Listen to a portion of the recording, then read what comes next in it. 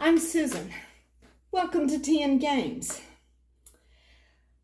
Between Sunday night and Monday morning, we crossed the 200 subscriber mark. So welcome to new subscribers. Since then, we've actually picked up another one, so we are over 200 subscribers, which I do understand that by YouTube standards, this is a teeny tiny base of subscribers, but I started off making this channel for a handful of friends, and my goal was a maximum number of subscribers of 7. That was my top number there. So 200 is pretty amazing. And unlike big channels that don't notice when subscribers come and go, I see the numbers going up and down, and I think it's kind of wonderful. This is a casual channel. I'm not a professional board game person. I don't aspire to be a professional content creator. I just want to sit around, chat about games. I will chat with you in comments, unless, of course, YouTube does something weird to your comment. There have been a couple occasions I know where comments have vanished before I could respond to them or anything. But that is fairly unusual, at least as far as I know. So anyhow, yeah, it's a thing. I'm happy you're here, bewildered and joyful, and our channel's second anniversary is September 21st, and I haven't figured out what I'm going to do for the channel anniversary. I should do something special, but I haven't figured it out yet. I will let you know. But anyhow, my husband Robert and I, and he, for those of you who are new, he doesn't appear in these videos. He will occasionally hold the camera for me. And there's been one time where he was like off camera waving, but yeah, he doesn't want to do the video thing, and that's okay. But yeah, we're mostly weekend board gamers. Occasionally we will play a game on a weeknight. This past Friday, we got in a game of cartographers. Oh, the tea today it's something called NovelTeas, and they come in tea bags with the little tag on the tea bag has quotes from books. And I haven't drunk this in a while. I kind of got pushed to the back of the cabinet, so I am not sure if it's gone stale or flat yet. We shall see. As soon as it cools off enough to drink. We are in our handy dandy travel mug here, or one of my travel mugs, because we are going to go exploring. We did Cartographer's Heroes Friday night. Sometimes we get lucky and we don't get all of the monsters or all of the heroes. Well, we would want more of the heroes, but sometimes we don't actually pull the maximum number of monsters. But this time we got all 4 monsters, I'm sorry, as Robert calls them, non-human interventionist. Can't be prejudicial towards monsters, We pulled all 4 of them and all 4 heroes, luckily enough. And the map got really messy in many, many ways. We just used the regular map in Heroes. We haven't combined Heroes and the regular base cartographers yet. Heroes, for those of you who don't know how cartographers work, there is cartographers and there's cartographers Heroes. And they are both standalone games. But Heroes has some extra cards in it, hero cards, and don't have ruin cards. But you can play with ruins with Heroes. You can combine the base game and Heroes in specific ways. But we haven't done the combining thing yet. So that's something that we probably need to do, to try out. But yeah, we made a real good mess of it this time, but we do enjoy the kind of messes we make when we play Heroes. So we did a little Heroes exploration with our handy dandy travel mug Friday night. And then on Saturday, if I can do this without knocking over my tea, on Saturday we returned to Let me see if I can figure out a way to get this in camera without taking me out of camera. we returned to the Cursed Island. This is just the regular base game. I didn't get like the super deluxe edition that was crowdfunded because at that time, I still had not gotten this yet. Our local board game store put it on sale, and I had been looking at it for a long time, and it just was so tempting. I was just thinking about it because I thought I would like it. I knew that it was going to be really hard, but I thought I would like it, and when it went on sale, I went ahead and got it. So I missed that crowdfunding thing because that was after the crowdfunding thing had ended. And that's probably for the best. I'm perfectly happy with what I've got. I've picked up some expansions for it. But at the beginning of summer, those of you who have been regularly watching, our saga continues. At the beginning of summer, Robert and I both made a list of 5 games we wanted to play over the summer. These weren't like games from our unplayed game shelf. These were specifically games that we really like that don't get to the table very often.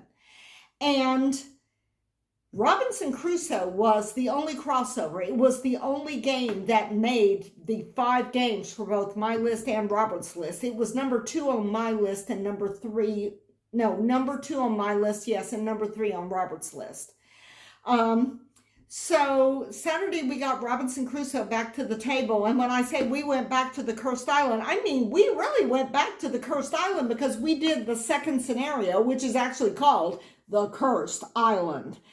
And the idea behind this scenario is we are exorcising whatever is cursing the island by building 5 crosses on 5 different types of landscape tiles. So, how did it go? Well, spoiler alert, we did pull it off. So, we successfully completed that scenario. But we did have some problems. And I mean, we're playing Robinson Crusoe. It would be nothing short of miraculous if I said we didn't have any problems at all. We had some problems. And I went back and I looked to refresh my memory. I looked at the video that I did about the first scenario that we played, and we had a couple of similar problems in both of these scenarios. Once again, we had food pressure. We had some problems with food. And we didn't have any fallback things because we drew our starting stuff by random, unlike when we used the Dice tutorial app, which gave us some food for a starting thing, though we really didn't need it. We got by okay, but we had a lot of food pressure, and we did go hungry in that first scenario for like 1 round. We went hungry more rounds in this thing because in both times we played, each character has a special invention that they can make, which will give you something that will make certain things easier. And there's also, you can discard determination tokens, I think that's what they're called, in order to get special bonuses on each character's board. I play the Carpenter, Robert typically plays the Explorer. The Carpenter's special invention is the Snare, which will help you get more food. And both times we played, the Snare came up. You need the Grasslands tile to get it, and the Grasslands is like the last thing you turn over. So in both cases, we had problems with food pressure early in the game. We had more problems this time than the last time because the last time we got the goat really early in the game, and that alleviated some food pressure. But what we do if we have to go hungry is Robert and I basically decides who will go hungry this round and who will go hungry next round. And we try to alternate, all other things being equal. Though if one person has like more health hits than the other person, then the person with the least health hits takes the hit and doesn't get the one food we have. So we still had food pressure. It didn't get dire, but we probably didn't manage food as well as we could. It's the Snare thing. But we should have been better at gathering food in other ways. And we didn't hunt. In both scenarios that we played, we did not hunt because hunting has benefits, but it also has risk, and we are extremely risk averse in this game. This game has enough risk that is baked into it that you can't avoid. So we would have hunted if things had gotten worse, but we didn't have to. But we did have some unique problems with this, in that this particular scenario will give you fog on certain tiles, and you can't do stuff you need to do on those tiles until you get rid of the fog. And there is a way on the scenario sheet to get rid of the fog, which is to build the, I think it's called the Sacred Bell, to disperse the fog so that you can go ahead and build the crosses and do all the things you need to do. But we lucked out. We did not have to build the bell to disperse the fog. We were able to build a couple of crosses on tiles that didn't have fog, because there were only fog on certain tiles. But then we drew a token, which turned it over. It had a symbol. I said, "What does that do?" And Robert looked it up in the book, and he said, "It gets rid of fog." And I said, "Oh, that's good." So that helped a lot in terms of getting rid of fog. So we got rid of the fog. I don't know if we played that exactly right. I'll need to look it up. We dispersed all fog. I don't know if it was just a matter of getting rid of one fog, because we had more than one fog token. But we dispersed the fog, and we continued building crosses, which might not have been a good decision in light of things that happened later in the game. In the first half of the game, we didn't have weather. In the second half of the game, you rolled one weather dice for each one in the second half, and we got some bad weather this time. It was only one weather dice, but we still had to deal with weather. And you see, we prioritized using the wood to do the objective, gaining crosses. So consequently, we did not increase our roof level. So we had most of the crosses done, but then we started taking bad hits from weather.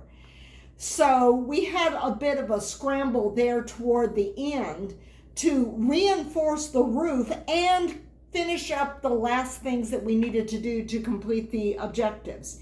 And we did it. And it was exhausting, but fun. Yes, Robinson Crusoe, exhausting, but fun.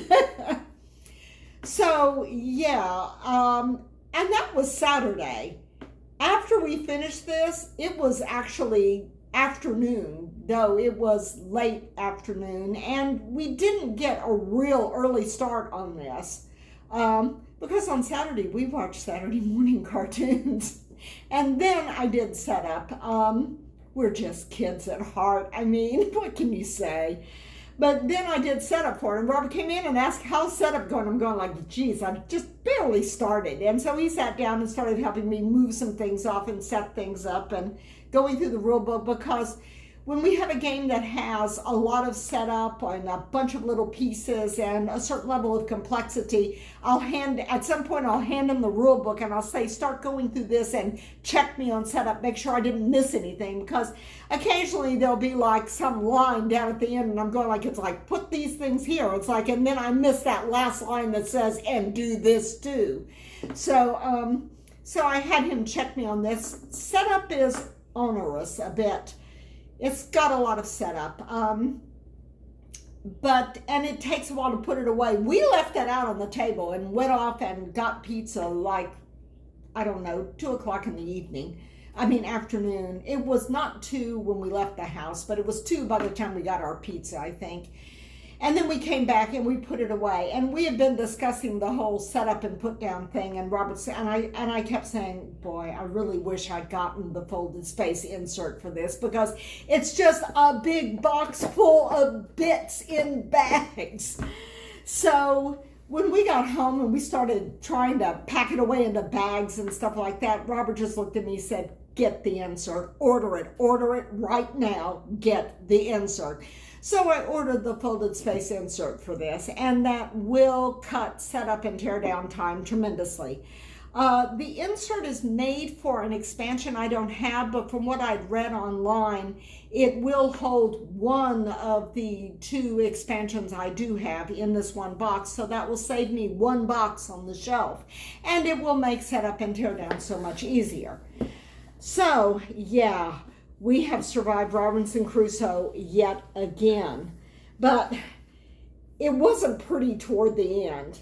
I mean, it got a little ugly at the beginning when we couldn't feed ourselves. And then things improved. We started getting our stuff together and we started being able to do stuff. And then we were struggling a bit with getting the right tiles in the fog and everything. But they were getting better. And then the weather hit and we realized that we should have been working on the roof. And that brings me to a point that occurred to me. As I understand it, the way these scenarios are numbered, this is not a campaign game. The scenarios are all independent. But as I understand it, the way they're numbered, they get harder as you go along. So I kind of feel like that in these 2 games, because of luck of various things, we've kind of gotten away with making some dicey decisions.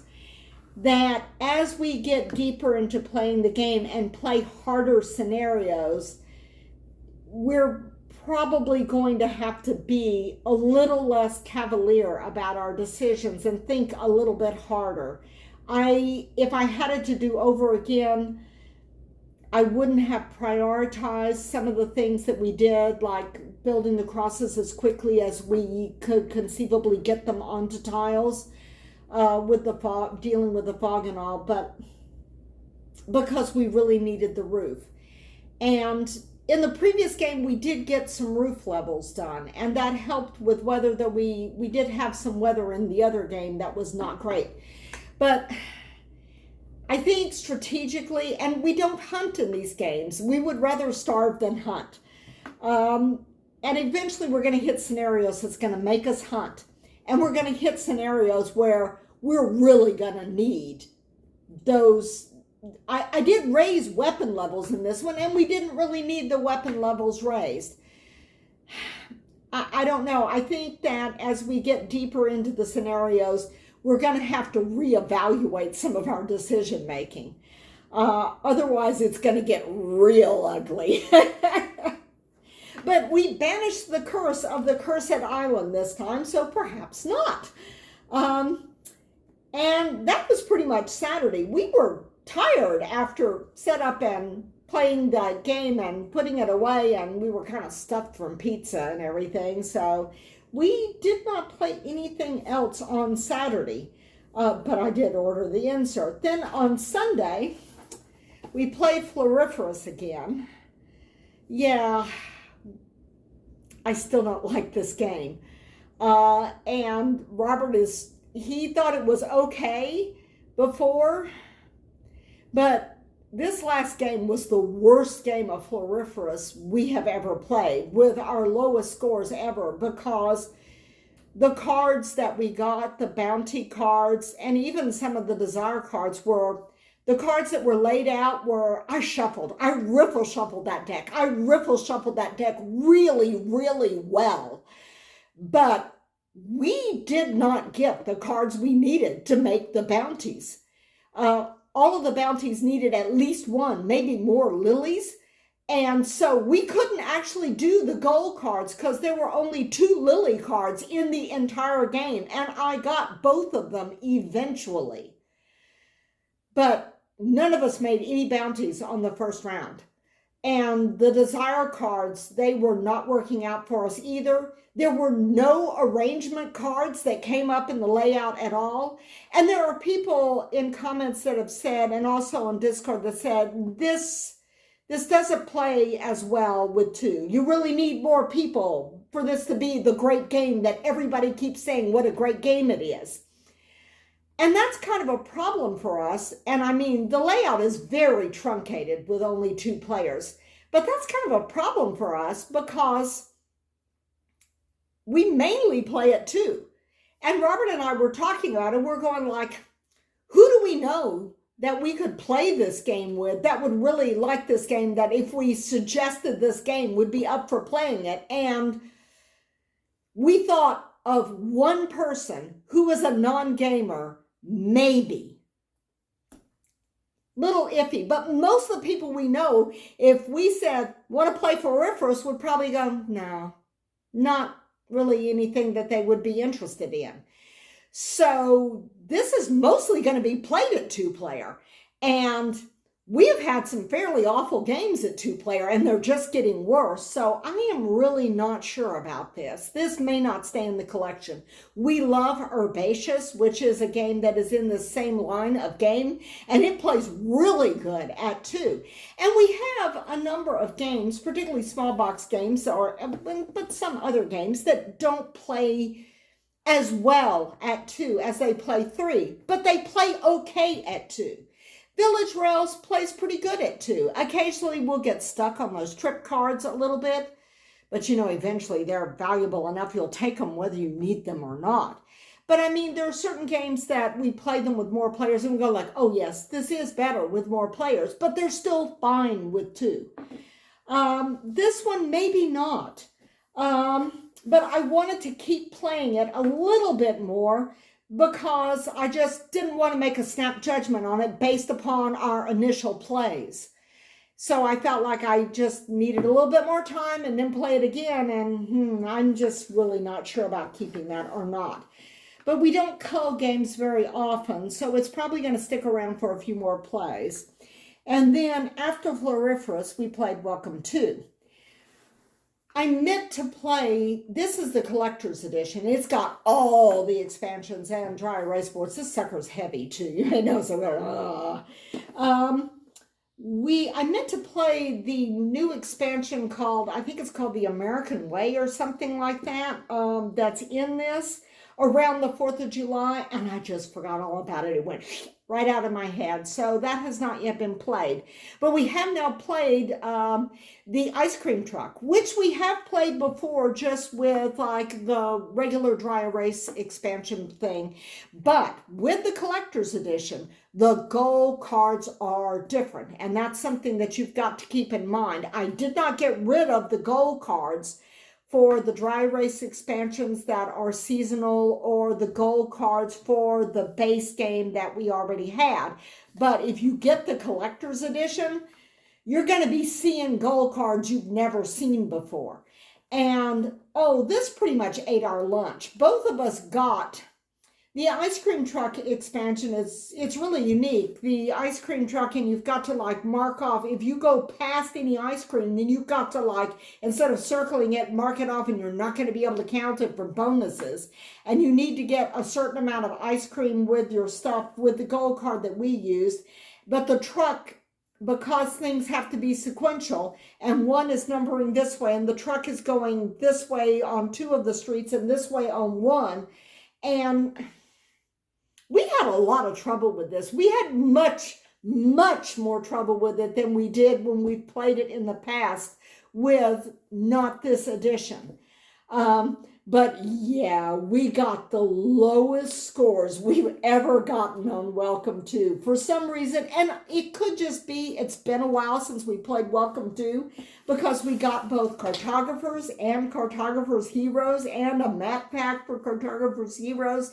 So we've been binging Cartographers when we want flip and write games, whereas before Welcome To was our go-to flip and write. But Cartographers is new and shiny and getting a lot of plays. So yeah, we haven't been playing this quite as much as usual, and it could be we're just kind of a little bit out of practice, but yeah, our ice cream kind of got all melted. But we still really like Welcome To a lot, and I'm still really happy that I tracked down the collector's edition in Canada. As far as I know, it is still not available from American publishers or vendors. So those of you in the U.S. may need to throw your bucks across the border toward Canada. But yeah, the ice cream truck. But it was fun. We always enjoy Welcome To. And we do enjoy, and that's something. If a game is hard and you really tank at it, or you just like are always messing stuff up, but you enjoy the game, you enjoy the experience of it, then that's a good game, you know? So, I mean, there's a lot of games where we're just going like, oh, you know, and oh, yes, I had a facepalm moment with the Scrabble board up there because Robert saw something I didn't see and he got a lot of points off of it. And I'm just going like, oh, and I had the letter that I could have done that too, and I didn't. So, yeah, that we have facepalm moments playing some of these games, but if you really enjoy the game, it doesn't matter that it's like the game is disastrous because it's kind of fun making a mess sometimes. But anyhow, after Welcome To, we played our old standby, Carcassonne. And those of you who are new to the channel may be going, that's not the Carcassonne box. This is the tower expansion box. And because we like the tower tile dispenser, those of you who have not yet seen it, kind of packed some things in here. It's got a tile dispenser that's like a tower. And so we pack a few expansions that we play with most often in here. And then I just have, and to the tower, and then I just have like a scoreboard that's kind of slid down next to it on the shelf, and we pulled this out, and I've just got meeples for two in here for all of the expansions that we've got in here. And so we played a couple of games of that. The first one we played with King and Robber. We didn't play with Count, and we played with River 1 and the Abbey. Now, Count, King, and Robber, or is it Abbey and Mayor? One of those two expansions comes with a second river. It's either Count, King, and Robber, or it's Abbey and Mayor. It's Count, King, and Robber. It comes with the River 2 expansion, which I have packed into a different box because it's got the volcano, so I packed it with the Princess and the Dragon. But it's a real interesting river. If you only have River 1, it's worth keeping your eye out for River 2 because it forks. But Count, King, and Robber also has shrine tiles, which can work like monastery tiles, but you can't stack up too many of them with monasteries. There's a limit on that. But you put heretics on there. But King and Robber is an easy expansion to roll into a base game of Carcassonne. And it's also good for people who are not terribly experienced game players because you're doing biggest city and longest road, which is something that is very familiar to a lot of game players and something that's easy to do. And you will like move the token and swap the tile around from player to player, depending as someone gets a bigger city or a longer road. And then at the end of the game, whoever has the biggest city gets extra points for all completed cities, and whoever has the longest road gets extra points for all completed roads. So it's a little bit of extra bonus scoring. It's very easy to roll in. The shrine tiles that go with it, they will add a few more tiles to the game, and of course the game gets longer every time you add tiles. We usually play with Abbey and River, and then sometimes Count, King, and Robber, which add in like a few shrine tiles. Another one we also played with in our second game, in addition to King and Robber with the shrine tiles, is we rolled in and Abbey and River 1, Abbot and River 1. We rolled in Abbey and Mayor. The Abbey and Mayor expansion is, in my opinion, the most practical expansion for Carcassonne. It is the one expansion that I think everybody that just plays the base game could have because it adds a lot of functionality to the base game. So it adds stuff that allows you to score fields prior to the end of the game, score fields like immediately. If you've got a farmer in a field and you drop a barn there, then you can score your field. We don't play with fields very often. Robert has a hard time grasping fields, but there are a couple of expansions that we play with that allow us to put down farmers in fields if we wish. But the mayor will add the whole concept of having meeples that have a particular strength to them. A normal meeple will have a strength of 1. A large meeple will have a strength of 2. The mayor meeple will have a strength that is equal to the number of shields in a city. So if you play with people that really fight over cities, Robert and I a lot of times don't fight over cities because at a 2-player game, there's just so many city tiles out there. Sometimes our cities end up merging, but a lot of times we are not super aggressive about trying to take each other's cities because it's like there's just plenty of city to go around. But if you find that you are in conflict from cities very often in your games, particularly valuable cities with shields, the mayor can help break those kind of deadlocks, because then who gets it depends upon the strength of the meeples. If somebody has 2 normal meeples in there and somebody else has a mayor meeple and there are 3 shields in the city, mayor meeple takes the whole shebang. Also, the Abbey, we really like the Abbey. The Abbey fills holes and completes features. So if you've got things that have a hole and it's like you've got orthogonally adjacent, you need to have a hole there that's made by the orthogonally adjacent things, and you can't complete it. The roads or the cities or whatever, you're looking at that and you're going like, and that tile does not exist. I will never be able to complete those features, and my meeples are stranded.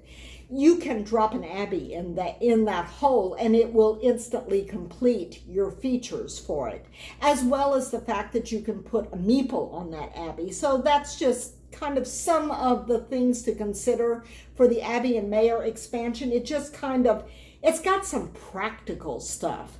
Seems like I'm forgetting something else. It seems like there is. Oh yes, there's a wagon meeple.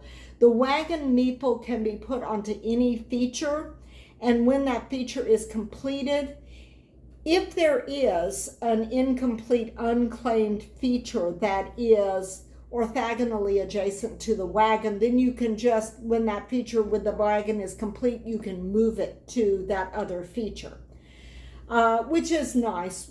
Every now and then we're able to use that and jump it over to something else, but we don't use it too often. But these are just like little small things. If you're playing games with a lot of players, you got a lot of expansions rolled in, you got a lot of stuff going on, these can be very helpful. I really need to do a video on Carcassonne because it is one of our favorite games. It is a game that a lot of people are going like, yes, well, whatever, it's not like that great. But if you just play with the base game, it is super gateway. I mean, and oddly enough, it's not on most people's gateway game list, even though it is easier than most of the games on gateway game list, except for fields. Fields can be a little tricky, and if you don't understand fields, I would recommend the digital version of Carcassonne, because there's a little field button that you can activate there, and it will show you the field when somebody puts a farmer in the field or you put a farmer in the field, and you can see a highlighted area, and it will show you when fields merge and end up being shared, or when somebody manages to take a field from somebody else, and that helps a lot with understanding fields, which is why I understand them better than Robert, because I do play Carcassonne digitally. I started playing digitally before he came home with the game. So anyhow, I need to do that. I need to do a favorite game thing on Carcassonne and talk about why I like it and why it is good for experienced gamers instead of just gateway gamers. Because this game can be a little brain burnery depending upon what expansions you have rolled in and how many people are playing. So that is what we played this weekend, and we had a lot of fun. We traveled to Carcassonne. We went to the Cursed Island. We mapped unknown lands. We numbered our houses and the ice cream truck in Welcome To, and we planted flowers, I guess, or gathered them in floriferous. So lots of stuff going on thematically. I hope that y'all are having as much fun playing games as we are. And drop a comment. Tell me what you're playing. Tell me what you think about what we're playing. I'll talk to you in comments, assuming I see your comments. Like YouTube occasionally does weird things, but if I see you, I will definitely talk to you. So it's been fun, and I will see y'all next time round the table. Bye.